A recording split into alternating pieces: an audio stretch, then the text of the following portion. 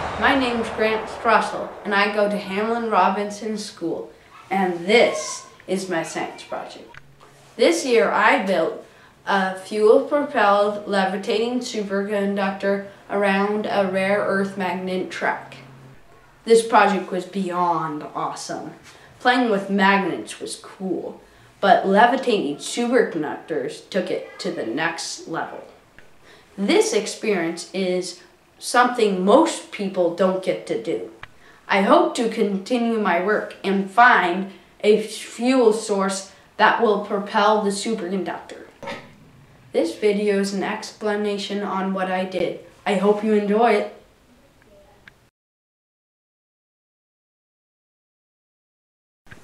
Rare earth magnets are a very strong magnetized alloy. The poles run on the top and bottom, instead of the ends, like other magnets. The ones here have a pole force of 12 pounds each. That is one strong magnet. They were actually a hazard to my fingers, and broke and even sparked when they snapped together. So this is a magnet separator, and without this we can't separate these magnets because these are really hard. These you can maybe get off, but these are really hard. See, you can't really push them off. So we use this to cut the magnets. So, and here it works. It goes up and then it goes down and it pushes down, and you get your magnets and then it falls down. Now you got to move this out of the way, because then the next magnet will attach to it if it's not out of the way.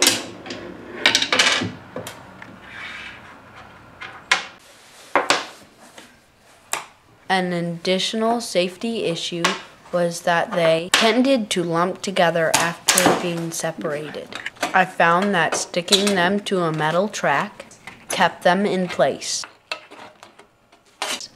So I fashioned a circular metal track using tin snips and a hammer.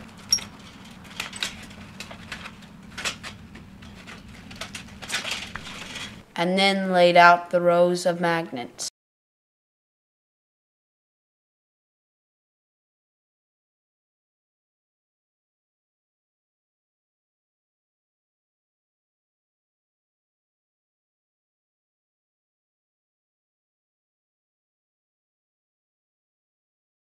The superconductor locks in a field that is one field. Now this is north and this is south. So we can't have the superconductor, when it goes from here to here, it locks, and so it can't move. Now in this, we have south on the outside and north on the inside and south on the outside. And so the superconductor can move easily. Now my track is complete, see?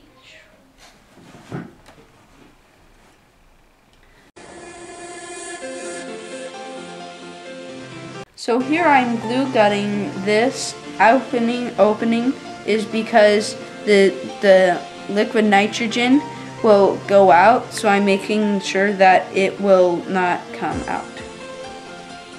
Hello, this is Grant again, and what I'm making right now is the case for the superconductor. Now I needed a foam lid, but what was wrong with it is I'm going to put a rocket cell on top, and the rocket cell is hot and it will burn through this, like this.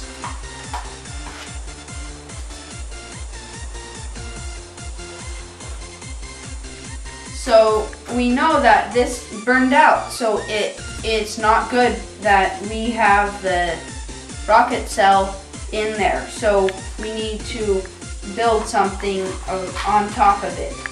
Here we have a Kevlar glove, and so we're gonna try it is because it needs something to insulate the rocket cell.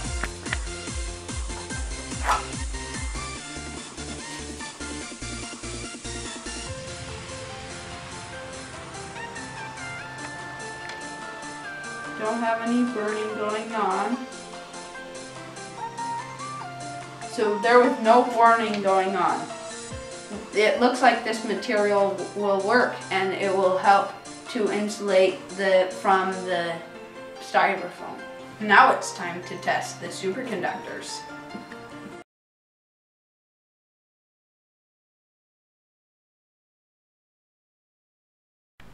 So here I'm mounting the superconductors in the case. So I am putting them in and I'm making sure that they are level and straight. So I'm going to fill this up with liquid nitrogen, and it lasts about 2 minutes and 30 seconds. And so what happens to that liquid nitrogen is it evaporates into a gas, and how it does that is because liquid nitrogen is lower than negative 350 degrees, so it evaporates and becomes a gas. So these are our superconductors, and this is our test pack. See? And so we put liquid nitrogen in there, and so I'm going to put this cap on. So this is our insulated foam, and so we're going to put this in here, and we're going to fill this with the nitrogen right here, and we have this, and this will lock itself in the magnetic fields.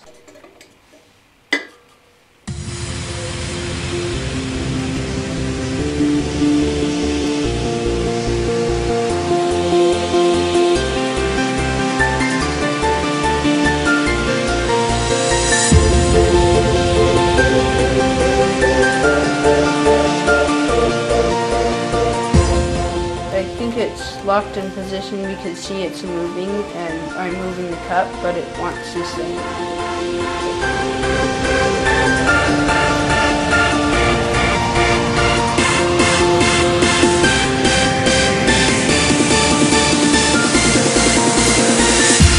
Wow, isn't this cool?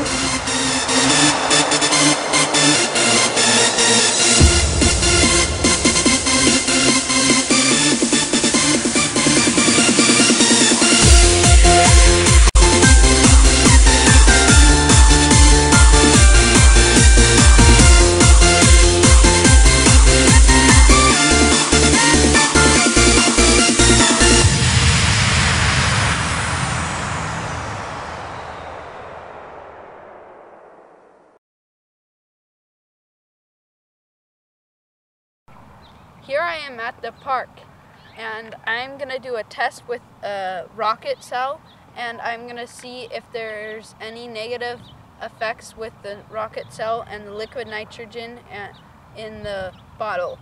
We figure that we wouldn't have done this inside.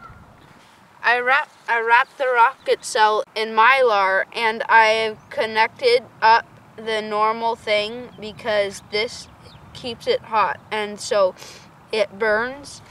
Now I'm going to strap it to the liquid nitrogen container.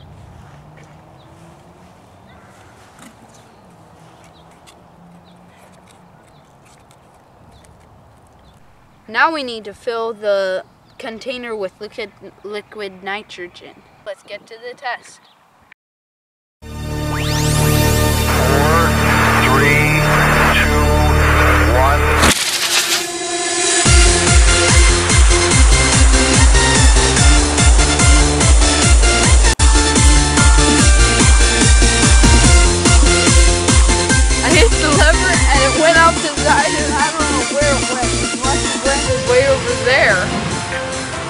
Well, I think it might have maybe reacted, I don't know. Unfortunately, I think that my science project is over is because the rocket cell will be a little too dangerous. So I might have to think of something else too.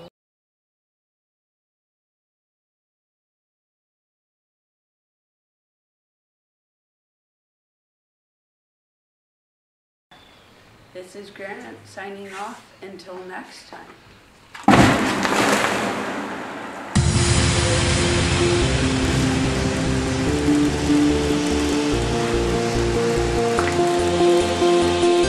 Wow, isn't this cool? Levitation is so cool, isn't it?